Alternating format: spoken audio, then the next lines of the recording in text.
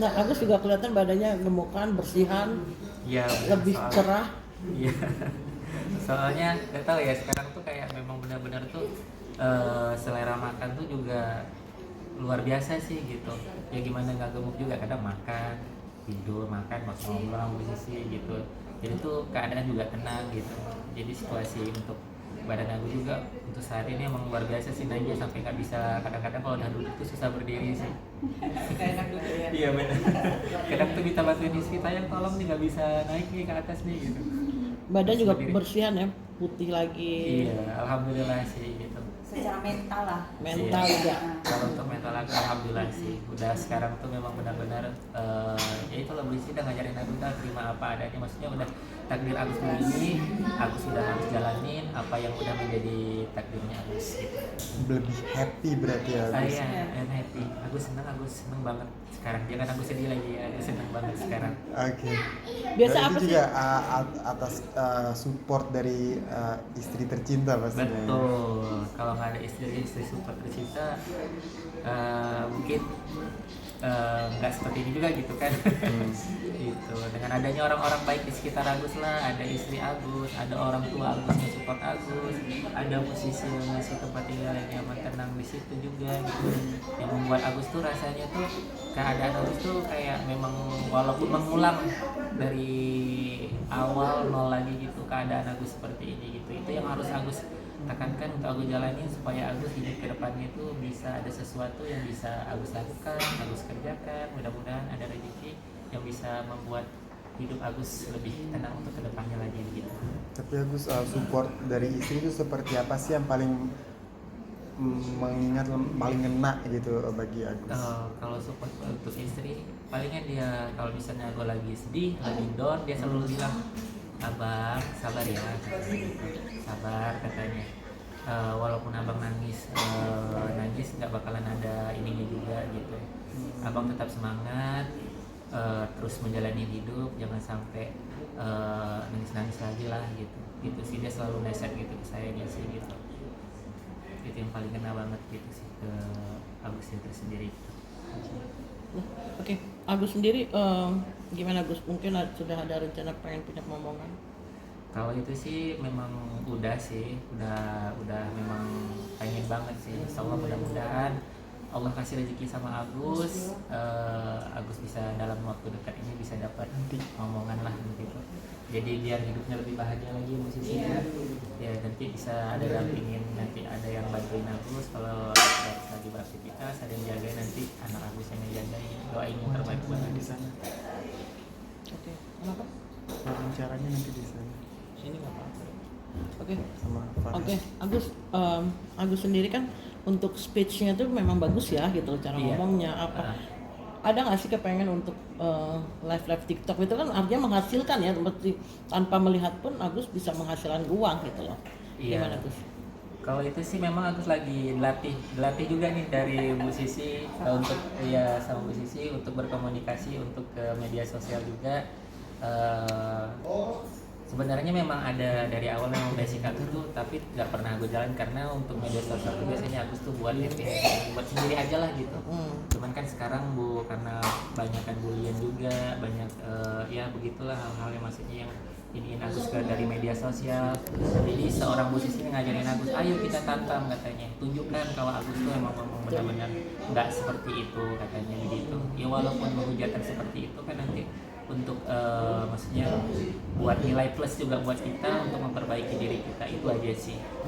Tapi memang kasih sih selalu memberikan support ini ya, gitu, Iya. masukan ke Iya. Agus ya. Iya, kalau support Mas. Iya, jadi walaupun kebetulan posisi tempat tinggal kita, hunian kita itu berdampingan, jadi enak kalau kunjungin Agus, nggak jauh-jauh gitu. Jadi selain memberikan tempat tinggal, tapi saya juga aktif untuk datang ke mereka gitu. Iya, kasih tes.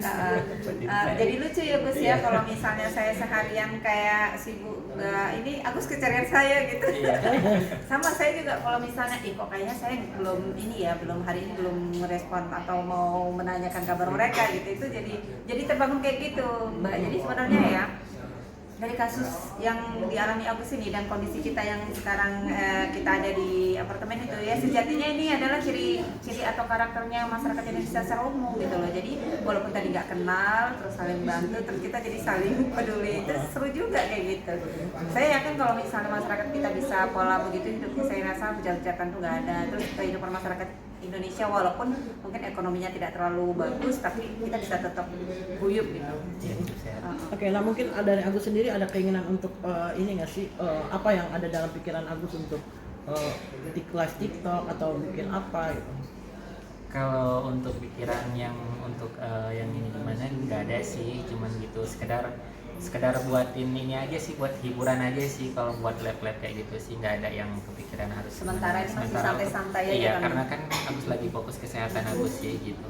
Ya mudah-mudahan nanti mana tahu ada rezekinya kan.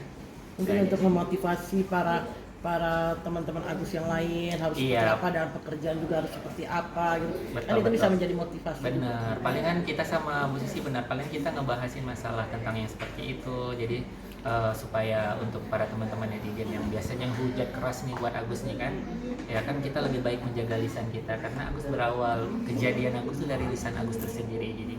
Jadinya maka Agus harap buat mereka juga, buat teman-teman netizen semua, jangan melakukan hal yang sama seperti Agus gitu. Jangan nanti hujatan kalian jelek itu kembali pada diri kalian. Agus gak mau gitu. Karena ini kan yang terjadi udah sama Agus. Kita saling belajar, walaupun Agus punya moral, sifat yang kurang baik. Alhamdulillah untuk kedepannya Agus akan untuk berlatih lah menjadi orang yang lebih baik lagi, menjadi orang yang pola berpikir sehat, dan menjaga lisan Agus itu yang paling terpenting bagi aku, dan kejujuran itu aja sih.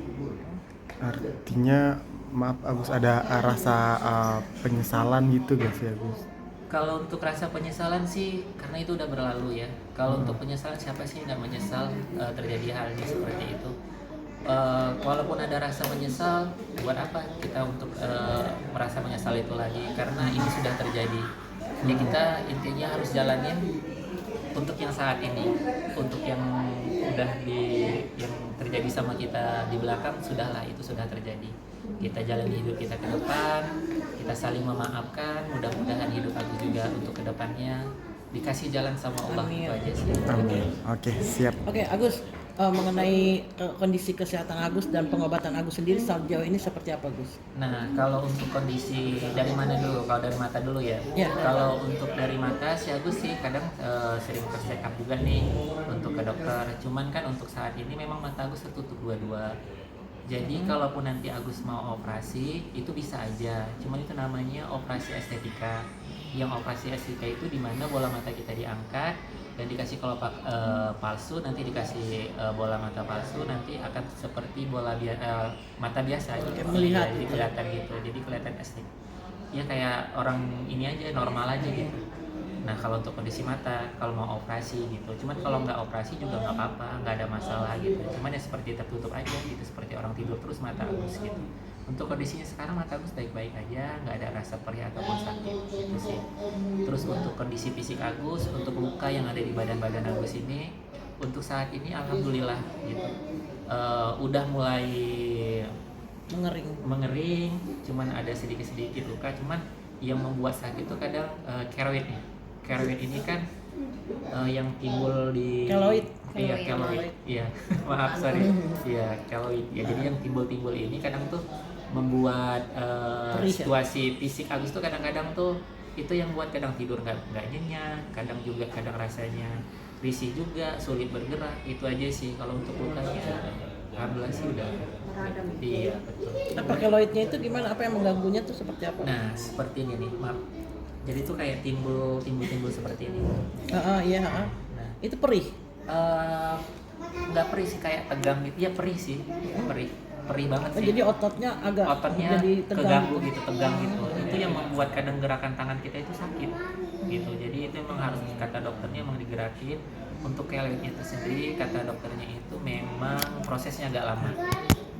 Apalagi itu keloid yang udah 3 bulan dan nanti bisa penyembuhan itu bisa tahunan, bisa 2 tahunan juga gitu.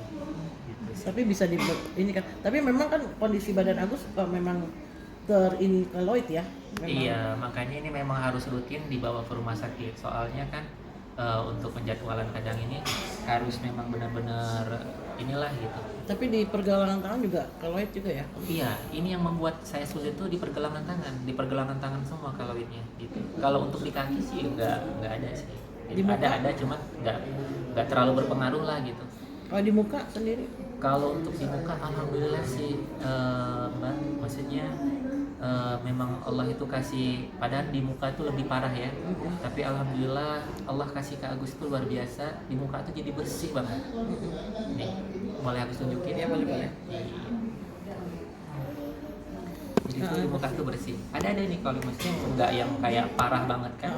Harusnya kan memang kalau misalnya kena yang seperti itu kan sama nih yang kayak gini sulit disembuhkan dia.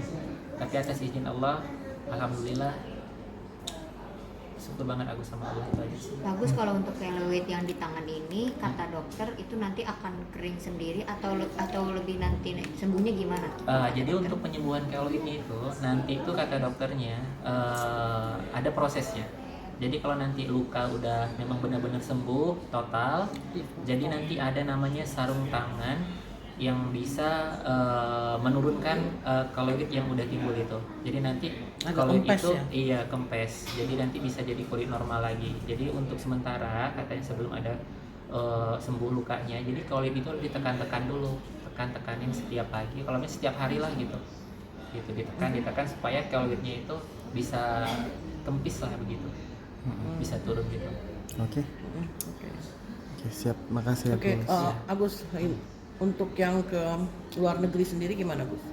Kalau untuk keluar negeri sih memang udah ada, cuman tunggu ininya aja gitu. Cuman kan Agus lagi kan untuk itu sih belum aku bisa pastikan. Soalnya kan untuk kondisi mata aku udah seperti ini gitu kan. Nantilah itu berproses sih sebenarnya gitu. Nanti ada prosesnya. Ya ditunggu aja lah kabar baiknya. Semoga nanti gimana untuk mata Agus misalnya ada ini, mungkin insya Allah mudah-mudahan ya ada rezeki, insya Allah aja sih. Tapi artinya Agus untuk sementara ini memang tetap stay di Jakarta kan? Iya, untuk stay di Jakarta karena untuk ini Agus kan untuk melalui proses pengobatan Agus juga gitu. Jadi untuk saat ini untuk melatih mental Agus ada kayak Bu Sisi untuk mengasih support Agus juga dikasih tempat yang nyaman buat dari Bu Sisi juga gitu, yang membuat Agus tuh lebih berproses lah dari segi kesehatan Agus itu aja sih. Oke, thank you Agus. Udah.